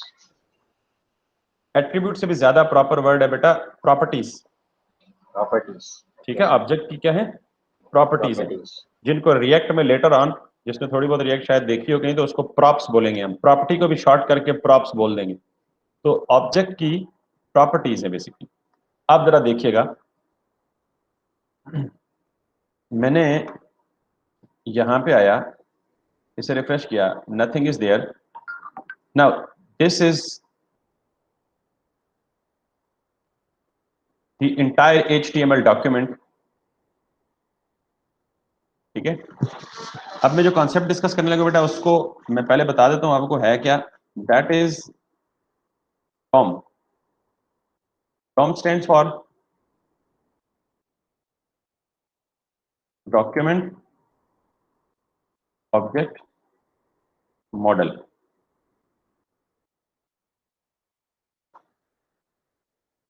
यहां से आपने बेटा बहुत सुनना है carefully. What is this document object model? ये चीज तो आप सबको पता है, मैंने अभी दो से पूछी भी है कि ऑब्जेक्ट क्या होता है। ठीक है, any representation of collection of properties. Properties की कलेक्शन की जो रिप्रेजेंटेशन है उसको हम क्या बोल सकते हैं? ऑब्जेक्ट बोल सकते हैं। अगर आप यहां देखें तो ये क्या बेसिकली, ये सारी प्रॉपर्टीज है ना, ये सारी प्रॉपर्टीज कलेक्ट होकर कलेक्टिवली क्या कहलाती हैं? एक ऑब्जेक्ट कहलाती हैं। इसको बहुत सारे तरीकों से डिफाइन किया जा सकता है। जैसे पहले मैंने इसको डिफाइन किया जी कि representation of anything which can exist physically. कोई भी रियल लाइफ में फिजिकली एग्जिस्ट करने वाली चीज को हम एक ऑब्जेक्ट कहते हैं। अब जो डिफाइन, मैंने इसको उल्टा कर दिया, मैंने कहा जी कि collection of properties is called an object. तो बात तो एक ही हुई, चाहे उधर से डिफाइन करें चाहे इधर से डिफाइन करें। तो खैर, डॉक्यूमेंट ऑब्जेक्ट मॉडल में आपने ऑब्जेक्ट तो डिस्कस कर लिया। अब डॉक्यूमेंट क्या होता है? अब देखें, ये जो इंटायर वेब पेज होता है ना, इस वेब पेज को हम डॉक्यूमेंट भी कह सकते हैं। ये जो इंटायर फाइल है index.html, इसको हम क्या बोल सकते हैं? डॉक्यूमेंट भी बोल सकते हैं। तो बेसिकली दो वर्ड्स मैंने एक्सप्लेन कर दिए हैं, डॉक्यूमेंट एंड ऑब्जेक्ट। और मॉडल क्या है? बेसिकली उस स्ट्रक्चर को बोलते हैं, उस representation of all the objects in the form of hierarchy. तो उस रिप्रेजेंटेशन को हम एक मॉडल बोलते हैं। मॉडल का लफ्ज अभी मैं दोबारा एक्सप्लेन करता हूं। अभी अगर मैं यहाँ पे देखूं एलिमेंट्स में, ब्राउजर के इंस्पेक्ट एलिमेंट करके, तो what do I have? I have the entire document representation. ठीक है, ये तमाम के तमाम डॉक्यूमेंट में जो कुछ है वो यहाँ रिप्रेजेंट हो रहा है। स्क्रिप्ट के टैग को फिलहाल छोड़ दें, बल्कि मैं यूं करता हूं, मैं स्क्रिप्ट को यहां से निकाल ही देता हूं सो दैट वी कैन, यहाँ सेपरेट फाइल बनाता हूं और उसको क्या देता हूं जी, app.js। इनको नहीं पता वो ये भी देख ले बेटा, हम जावास्क्रिप्ट को सेपरेट फाइल में भी लिख सकते हैं and then we can include this file into this. इस तरह स्क्रिप्ट सोर्स में डाल के app.js, it would still work like it was doing earlier, but अब हमने बजाय इसके कि एक HTML के डॉक्यूमेंट में सारी खिचड़ी बनाई, हमने अलग अलग कर लिया। ऐप एक सेपरेट फाइल बना ली और उसको हमने index.html में, ये डॉट और स्लैश ये क्या रिप्रेजेंट करता है, कोई बताएगा? अगर मैं ये ना भी लिखूं still it would work and it should work, लेकिन why did I write this? Sir file directory. Yes, और डॉट कौन सी डायरेक्टरी को डिनोट करता है? करंट। Current, very good. अगर मुझे एक डायरेक्टरी, ये मैं सवाल इसलिए पूछ रहा हूँ कि कुछ लोगों को पता है, जिनको नहीं पता उनको पता लग जाए। अगर मैं एक डायरेक्टरी प्रीवियस जाना चाहूँ तो क्या करूंगा? डबल डॉट लगा। Very good. अगर मुझे यहाँ से प्रीवियस डायरेक्टरी में जाना है तो मुझे 2 टाइम्स डॉट लगाएंगे। अगर मुझे 2 डायरेक्टरीज पीछे जाना हो तो फिर क्या करेंगे? 5 स्लैश लगाएंगे, फिर 2 double dot. Very nice, that's it. जिन लोगों को नहीं पता बेटा, ये हम डायरेक्टरी में मूव अराउंड करने का तरीका सीख रहे हैं। हमने पिछली डायरेक्टरी में जाना है 2 डॉट्स, उससे पिछली में जाना है तो 2 डॉट्स स्लैश 2 डॉट्स, उससे पिछली में जाना है तो इसी तरह ये पैटर्न रिपीट होता है, लेकिन इतना ज्यादा हम नेस्टिंग नहीं करते, तरद्दुद नहीं करते। तो डॉट स्लैश का मतलब है करंट फोल्डर, एहतियातन मैंने दे दिया। वैसे आप app.js देंगे तब भी चलेगा। एनीवे, यहाँ पे ना मैं कुछ HTML के रैंडम एलिमेंट्स लिख देता हूँ। फॉर एग्जांपल ये P है और इसमें मैंने लॉरम लिखा, एंड देन इसके अंदर एक H1 है और मैंने H1 में फिर लॉरम लिखा, एंड देन यहाँ पे मेरे पास एक UL है, देन उसमें 4 LIs हैं, हर LI में एंकर टैग है और उसमें lorem word length. Got it? So this is sort of basic HTML structure, ये HTML डॉक्यूमेंट ये मेरा। अब बेसिकली ये पूरे HTML डॉक्यूमेंट की रिप्रेजेंटेशन है ये सारे को एक्सपेंड कर दूंगा, ठीक है जी। नाउ दिस इज डॉम, बल्कि इससे भी आगे एक स्टेप डॉम। तो डॉक्यूमेंट ऑब्जेक्ट मॉडल क्या करता है कि जब भी हम अपने इस वेब पेज को ब्राउजर में ओपन करते हैं तो हमारा browser automatically, it has been programmed to do so, automatically जितने भी एलिमेंट्स हैं उन सारे एलिमेंट्स को ऑब्जेक्ट बना देता है। I repeat once again, this is a very important thing, क्योंकि रिएक्ट वर्चुअल डॉम पे काम करता है। तो वर्चुअल डॉम को अंडरस्टैंड करने से पहले you have to understand what actually the DOM is and what actually the document object model is. तो फिर आपको वर्चुअल डॉम समझ आएगा जब मैं रिएक्ट में जाके बात करूंगा। तो basically whenever I write or I render any HTML page in the browser automatically create the entire document object tree, the entire tree of the objects based on the elements present in HTML document. I repeat, H1 P UL LI A ये सारे के सारे elements को represent कर रहे हैं। हर एक element जो है बेसिकली एक ऑब्जेक्ट बन जाएगा, ब्राउजर इसे ऑटोमेटिकली बना देगा। समझ आ गई बात? सबको बात समझ आ गई बेटा? जी sir. This is called basically a DOM के डॉक्यूमेंट ऑब्जेक्ट मॉडल। हमारे जितने भी HTML के एलिमेंट्स होंगे वो हर एक जावास्क्रिप्ट में जाके automatically as an object treat होगा। अब मुझे ये बताएं, जब ये ऑब्जेक्ट ट्रीट होगा तो मैं यहाँ पे किसी भी एलिमेंट को, जैसे H1 है, इसको मैं क्लास दे सकता हूँ CSS के लिए। फॉर एग्जांपल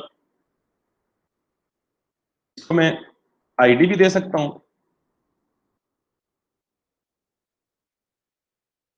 इसको और क्या दे सकते हैं हम, एट्रीब्यूट कुछ भी दे सकते हैं, बहुत सारे एट्रीब्यूट दे सकते हैं, बट ये दो तो यूनिवर्सल है ना, जो आप हर एक एलिमेंट को दे सकते हैं, क्लास और ID। तो जब ये वाला H1 डॉक्यूमेंट में जाके ऑब्जेक्ट बनेगा तो ये कैसे ऑब्जेक्ट बनेगा देखिएगा। H1 के अंदर ये जो इसकी, इनको क्या बोलते हैं, ये जो मैंने क्लास दिया और ID दिया HTML में, इनको क्या बोलते हैं वैसे?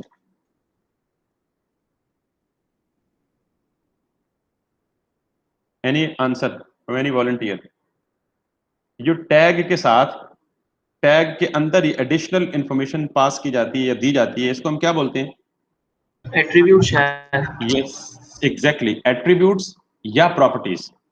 अच्छा, अब इनको एट्रीब्यूट्स ज्यादा बोलते हैं HTML में, लेकिन इसको प्रॉपर्टी क्यों बोलते हैं? चूंकि यही वाला एलिमेंट जावास्क्रिप्ट या डॉम ऑब्जेक्ट बनता है, तो इसके लिए अगर प्रॉपर्टी भी कह लें तो बुरी बात नहीं है, हर्ज नहीं है। तो आप इनको या तो एट्रीब्यूट्स कह लें या प्रॉपर्टीज कह लें इन HTML कॉन्टेक्स्ट। लेकिन इन जावास्क्रिप्ट कॉन्टेक्स्ट इसको सिर्फ प्रॉपर्टी बोलेंगे आप, ठीक है। तो ये जितने भी HTML टैग के एट्रीब्यूट है, जब मैंने कहा कि ये H1 पूरा ऑब्जेक्ट बन गया, तो इस ऑब्जेक्ट के अंदर ये जितने भी एलिमेंट्स होंगे, ये जितने भी एट्रीब्यूट्स होंगे, वो क्या बन जाएंगे, उसकी प्रॉपर्टीज बन जाएंगी। मिसाल के तौर पे ये कुछ इस तरह सिमुलेट होगी, ठीक है। क्लास, उसके बाद आईडी, ये देख लें, क्लास इसकी फॉर एग्जांपल हेड है और आईडी टेस्ट है, तो क्लास इसकी हेड और आईडी इसकी टेस्ट, ये एक ऑब्जेक्ट बन जाएगा बेसिकली। या इस तरह से रिप्रेजेंट होगा ये ऑब्जेक्ट, ठीक हो गया,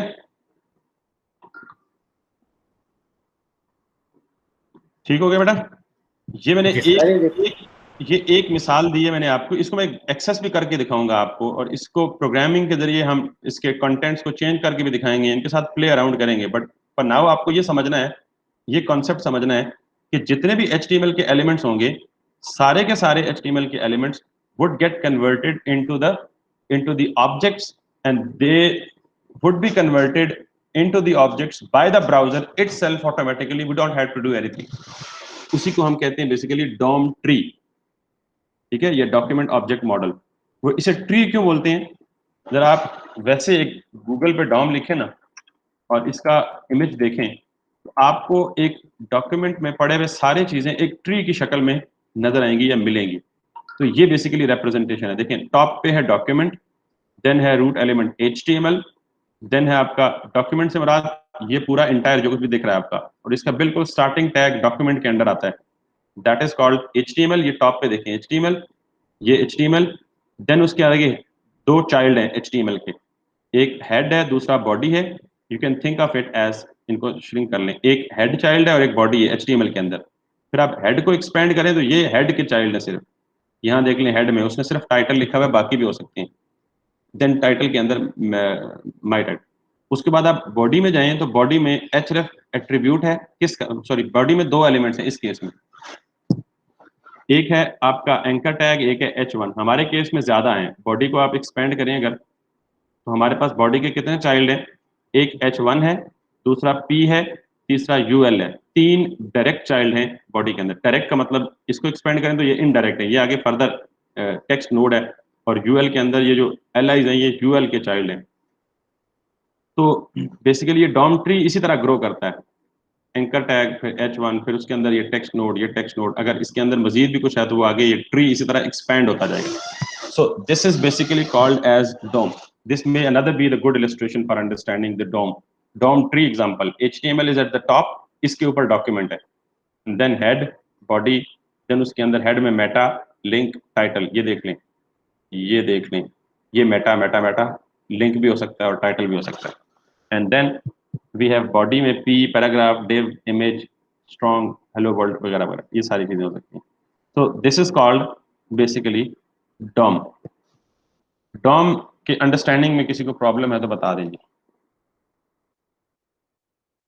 बिकॉज हमारा नेक्स्ट टॉपिक है डॉम मैनिपुलेशन।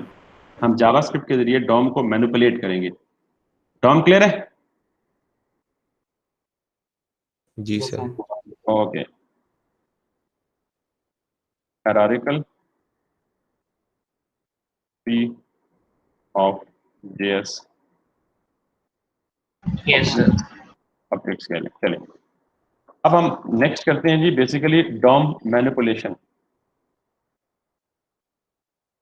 अच्छा, ये जो नाम इस्तेमाल कर रहा हूँ बेटा, इन्हीं नामों के साथ आपने इस्तेमाल करना है। मैं बार बार इसलिए इन्फोर्स कर रहा हूँ कि जब आप इंटरव्यूज वगैरह में कहीं अपीयर होते हैं तो ये बहुत मैटर करता है कि आप किसी चीज को उसके एक्चुअल नाम से बुला रहे हैं, कॉल कर रहे हैं, याद कर रहे हैं या नहीं कर रहे। And it is always good impression effect to name everything properly. DOM manipulation क्या होता है, कोई एक्सप्लेन कर दे अगर मुझे अपने अल्फाज में। डॉम को मैनिपुलेट करना हमने से मुराद यही मुराद है कि आगे पीछे करेंगे कुछ ना कुछ। नहीं, कोई प्यारा सा वर्ड इस्तेमाल करें ना। जी जी, कोई और बंदा, Fahad, DOM manipulation. Mehran, Shahzad, Wahab.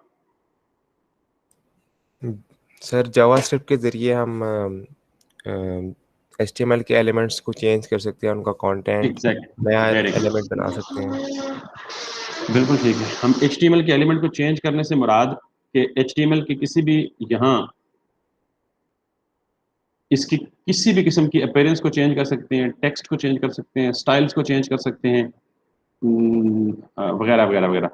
Elements को डिलीट कर सकते हैं, नए एलिमेंट्स को HTML के जरिए क्रिएट कर सकते, सॉरी जावास्क्रिप्ट के जरिए क्रिएट कर सकते हैं। तो जो काम भी हम करेंगे changing the HTML elements through JavaScript, हम इसको कह सकते हैं DOM मैनिपुलेशन, या यूं कह लें एक्सेसिंग या getting the elements and setting the values of elements, getting the attributes are something, so many thing. जो काम भी करेंगे हम उसको हम कहेंगे DOM मैनिपुलेशन। इसकी एक छोटी सी मिसाल ये देता हूँ कि फॉर एग्जांपल मैं यहाँ ये जो H1 है ना, इसको, अच्छा उससे भी पहले एक और चीज याद रख लें कि बेसिकली मैंने कहा ना DOM, तो everything is an object. DOM में क्या है, एवरीथिंग इज एन ऑब्जेक्ट। तो इसका मतलब ये है कि सबसे पहला ऑब्जेक्ट तो ये पूरा डॉक्यूमेंट होना चाहिए ना, यानी एक ऑब्जेक्ट के अंदर बाकी ऑब्जेक्ट्स भी हो सकते हैं, या हर एक चीज एक ऑब्जेक्ट के तौर पर रिप्रेजेंट होती है। इसका मतलब तो ये हुआ जब मैंने कहा एवरीथिंग इज एन ऑब्जेक्ट, तो ये इंटायर डॉक्यूमेंट भी एक ऑब्जेक्ट है, ठीक है। जब ये एक इंटायर डॉक्यूमेंट एक ऑब्जेक्ट है, तो डॉक्यूमेंट में क्या क्या चीजें होनी चाहिए, यानी एक ऑब्जेक्ट में क्या क्या चीजें हो सकती हैं, कोई बताएगा?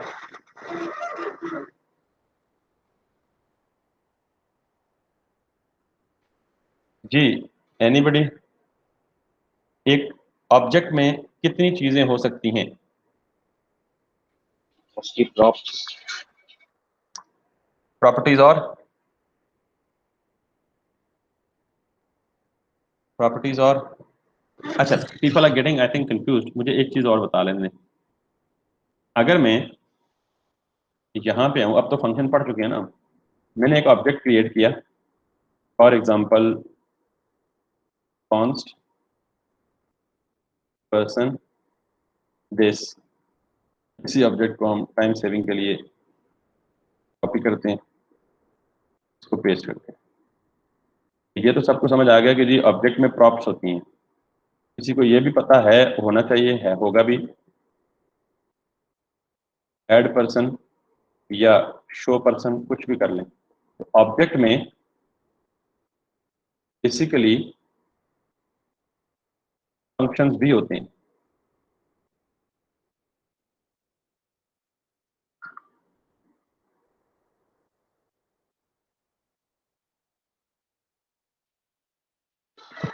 ओके जी, यहाँ एक चीज मैंने नई इस्तेमाल की है जो आपके लिए शायद नहीं हो, शायद पता भी हो। मैंने एक फंक्शन दिया, लेकिन इंटरेस्टिंगली इस फंक्शन का कोई नाम ही नहीं दिया, ठीक है। तो ऐसे फंक्शन जिसका जावास्क्रिप्ट में कोई नाम ना हो, उसे हम कहते हैं एनोनिमस फंक्शन। क्या कहते हैं उसको? Anonymous function. एनोनिमस का मतलब ही होता है गुमनाम, ऐसा फंक्शन जिसका कोई नाम ना हो। अब अगर फॉर द टाइम बीइंग मैं इस पर्सन को एक्सेस करूं, तो कैसे करूंगा? per पर्सन डॉट, मैं ज़ाहिर है जैसे बाकी सारा की वैल्यू के फॉर्म में मौजूद है, फंक्शन भी की वैल्यू के मौजूद है। फंक्शन में शो पर्सन किया तो क्या कुछ आना चाहिए आउटपुट में? What do you suggest and expect? अब मैं बेसिकली इसको कंसोल डॉट लॉग करूं दिस। आप ये देखें, इंटरेस्टिंगली मुझे ये चीज तो चाहिए नहीं, मुझे तो फंक्शन एग्जीक्यूट होके उसका रिजल्ट चाहिए ना, अलर्ट हेलो पर्सन आना चाहिए। तो आप इसको यहाँ पे ऐसे लिखें जैसे फंक्शन कॉल होती है नॉर्मल। Got it? समझ आ गई सबको कि मैंने जो बेसिकली बताने का मकसूद ये है, या अभी बताने का पर्पस ये है, क्योंकि मैं डॉक्यूमेंट ऑब्जेक्ट को एक्सप्लेन करने जा रहा हूँ कि एक ऑब्जेक्ट में दो चीजें पॉसिबल हैं, या तो ऑब्जेक्ट की प्रॉपर्टीज होंगी, या उस ऑब्जेक्ट के बिहेवियर होंगे, या फंक्शन होंगे। बिहेवियर को बेसिकली हम फंक्शन ही बोलते हैं। तो मैंने यहाँ पे ये भी अलाउड है कि आप ऑब्जेक्ट के अंदर फंक्शन भी डिफाइन कर लें, लेकिन उसके डिफाइन करने का तरीका ये होगा कि आप उस फंक्शन को कोई की से डिनोट करें और उसके आगे एनोनिमस फंक्शन दे दें। तो यूं समझें कि नॉर्मली जिस तरह हम फंक्शन को यहाँ नाम देते हैं ना, टेस्ट या ABC XYZ, ये जो इसकी प्रॉपर्टी है यही फंक्शन का नाम बन जाएगा, क्योंकि इसको हम कॉल एग्जैक्टली उसी तरह करते हैं जैसे नॉर्मल फंक्शन को करते थे। मैंने पर्सन लिखा, पर्सन के अंदर जो फंक्शन मौजूद था शो पर्सन का, वो यहाँ मैंने डॉट के साथ रिप्रेजेंट लिख दिया along with the curly brackets. So this represented the function placed inside the object. तो इसका मतलब ये है कि अब जो चीज मैं समझाना चाह रहा हूं कि हमारे पास जब everything is an object in JavaScript, तो हमारा ये जो पूरा डॉक्यूमेंट है इसका मतलब पहला ऑब्जेक्ट तो यही होना चाहिए, ठीक है। तो मैं यहां पे अगर सिर्फ लिख दूं कंसोल डॉट लॉग, तो इसका मतलब ये हुआ कि ये डॉक्यूमेंट का ऑब्जेक्ट होना चाहिए ना। जिसको एतराज है वो ये देख ले बेटा, एतराज होना नहीं चाहिए, ये देख लें। ये बेसिकली ये है डॉम ट्री। तो डॉम ट्री में क्या होता है, DOM is tree of JavaScript objects. तो इस सारे ट्री में सबसे पेरेंट ऑब्जेक्ट कौन है, डॉक्यूमेंट है। तो मैंने ये लिख दिया कि मैं ये चेक करना चाहता हूं कि इस डॉक्यूमेंट के ऑब्जेक्ट के अंदर क्या पड़ा हुआ है। So if I go back and refresh it, go to the console, expand it, you will see everything inside the document. Got it? ये क्लियर है जी? Yes sir. अच्छा, अब अगर मैं डॉक्यूमेंट में यहां पे जाऊंगा डॉट करके, ये लिस्ट ऑफ कॉन्स्टेंट्स क्या होते हैं डिस्कस करेंगे इनको अगर जरूरत पड़ी तो। ये लिस्ट ऑफ प्रॉपर्टीज, ये आगे देख लें हिंट लिखा हुआ है, ये प्रॉपर्टी। ऊपर जाएंगे तो ये सारे कांस्टेंट हैं लेकिन कांस्टेंट प्रॉपर्टीज हैं। आगे देख लें प्रॉपर्टीज, प्रॉपर्टीज। अब ये देख लें मेथड के आगे मेथड लिखा होगा, मेथड, मेथड। तो मैंने क्या कहा था, ऑब्जेक्ट में दो ही चीजें तो होती हैं, प्रॉपर्टी और मेथड। फंक्शन को मेथड बोलते हैं। मैं बिलफर्ज ये वाली प्रॉपर्टी लिखता हूं, इसमें क्या है, document dot base URL. Click करता हूं, रिफ्रेश करता हूं, तो ये क्या दे दिया उसने, डॉक्यूमेंट ने अपना बेस यूआरएल ये दे दिया, ये जो टॉप पे। इसी तरह you can try out lots of different things. इसके चिल्ड्रन क्या हैं, आप इस तरह इसकी एक्सपेरिमेंटेशन कर सकते हैं। हमारा पर्पस अभी इसकी डिटेल में जाना नहीं है, तो इसलिए हम जो है सिर्फ ये कॉन्सेप्ट होना काफी है कि what is DOM and how to access the DOM because of understanding the virtual DOM concept. अब हम अगर इस डॉक्यूमेंट में, पूरे डॉक्यूमेंट में कोई एक स्पेसिफिक चीज गेट करना चाहते हैं तो उसके बहुत सारे तरीके हैं और इसी को डॉम मैनिपुलेशन कहते हैं। मिसाल के तौर पर मैं ये हेडिंग गेट करना चाहता हूँ, इसकी क्लास से भी गेट कर सकता हूँ, इसकी आईडी से भी गेट कर सकता हूँ, इसके टैग के नेम से भी गेट कर सकता हूँ। तो मैं ये चाहता हूँ कि मुझे ये आईडी मिल जाए, तो मैं लिखूंगा जी document dot get element by ID which is the method, और यहाँ पे आईडी लिखूंगा विच इज द टेस्ट। अब मैं ये देखता हूँ कि डॉक्यूमेंट एक ऑब्जेक्ट है, उस ऑब्जेक्ट के अंदर जैसा मैंने कहा था ना कुछ फंक्शंस डिफाइंड, प्री डिफाइंड होते हैं पहले से। गेट एलिमेंट बाय आईडी एक प्री डिफाइंड फंक्शन है जो एक पैरामीटर लेता है which is expected to be an ID of that particular element which we are trying to get from the browser. इसको मैं अगर रिफ्रेश करूंगा अब, तो मेरे पास ये पूरा का पूरा एक ऑब्जेक्ट ये आ गया, रिटर्न हो। क्लियर है जी? ये मैंने क्या किया, बेसिकली ये मैंने डॉम को मैनिपुलेट किया। अब मैं ये चाहता हूं कि डायनामिकली इसके अंदर लॉरम इप्सम लिखा हुआ है, मैं अपना नाम लिख दूं इसके अंदर, ठीक है। तो मैं बेसिकली क्या करूंगा, इसको सॉरी डॉट अपेंड यूज करेंगे, यूज कर सकते हैं अपेंड, अगर हमने चाइल्ड इसका एज अ चाइल्ड क्रिएट करना है। फिलहाल हम उसके अंदर सिंपली टेक्स्ट लिखना चाहते हैं, तो हम डॉट इनर टेक्स्ट की प्रॉपर्टी इस्तेमाल करके लिख सकते हैं, ठीक है। अब नॉर्मली इसका अपना टेक्स्ट ये है, अगर मैं रिफ्रेश करूंगा तो ये यासिर अली आया। तो ये यासिर अली कहाँ से आया, मैंने basically document dot get element by ID वो पर्टिकुलर एलिमेंट गेट किया, और उसकी एक प्रॉपर्टी थी जो बिल्ट इन मुझे पता थी पहले की है, dot inner text equals to मैंने यासिर अली लिख दिया, ठीक है। अब अगर आप चाहते हैं कि आप इसके अंदर कोई HTML लिख दें, यानी हेडिंग के अंदर स्मॉल या बोल्ड या इटैलिक या कुछ भी लिख दें, तो आप सिंपली इस इनर टेक्स्ट के बजाय डॉट इनर HTML भी लिख सकते हैं, and lots of different things you can try it out. इसको आप स्मॉल दिस स्मॉल, यानी आपने जावास्क्रिप्ट के जरिए HTML रेंडर कर दिया, तो कोई फर्क पड़ा या नहीं पड़ा?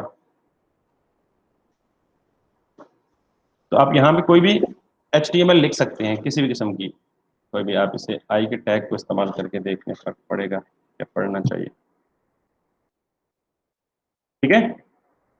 इनर टेक्स्ट में है कि सिर्फ आप टेक्स्ट लिख सकते हैं, और इनर HTML में ये कि आप HTML के टैग भी रेंडर कर सकते हैं with in that tag. Anyhow, ये बेसिकली हम क्या कर रहे हैं, डॉम की मैनिपुलेशन कर रहे हैं। अब अगर मैं ये चाहता हूं कि मेरे पास डॉट क्लास लिस्ट आ जाए, मैं ये देखना चाहता हूं कि इस पर्टिकुलर एलिमेंट की जिसकी आईडी टेस्ट है उस पर कितनी क्लासेस अप्लाई हुई हैं, यानी मैं इसका एट्रीब्यूट गेट करना चाहता हूं। एक हेड है, दूसरी टी है, तीसरी ABC है, चौथी XYZ है। आप अगर बेसिक HTML पढ़ी हुई है तो आपको पता होगा कि आप एक टैग के साथ मल्टीपल क्लासेस यूज करते हैं, यूज कर सकते हैं, ठीक है। अब मैं ये चाहता हूं कि मुझे जावास्क्रिप्ट में डायनामिकली बताए कि वो एलिमेंट जिसकी आईडी टेस्ट है उसकी कितनी क्लासेस हैं उसके साथ। तो मैं क्लास लिस्ट करूंगा, इसको कंसोल कर दूंगा, console.log this। now if I refresh it, I will be having all the names of the classes। एक हेड है, एक टी है, एक ABC है और एक XYZ है। तो बेसिकली ये क्या है, एक डॉम टोकन लिस्ट कह लें, या इसको आप अरे कह सकते हैं क्योंकि ये स्क्वायर ब्रैकेट में इंक्लोज्ड है। So you can verify it like this कि आपके पास यही क्लासेस हैं, head, T, ABC, XYZ। So I think this was the basic lecture, but good for the beginners to understand some most basic concepts, and is enough for today. कुछ students still I am feeling के missing है आज की class में, but I hope we will send them a recording।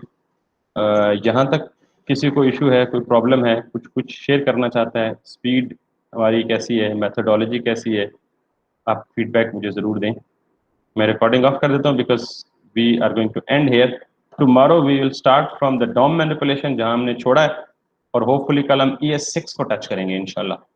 ES6 जो modern JavaScript, और ES6 ही react में बहुत ज़्यादा यूज़ होती है। ये ES6 को पढ़ने के लिए बेसिक्स ज़रूरी थी, इसलिए मैंने मुनासिब समझा कि हम बिल्कुल स्टार्ट से एक चीज़ को लेकर जाए। जी, एनी कंसर्न, एनी क्वेरी या क्वेश्चन?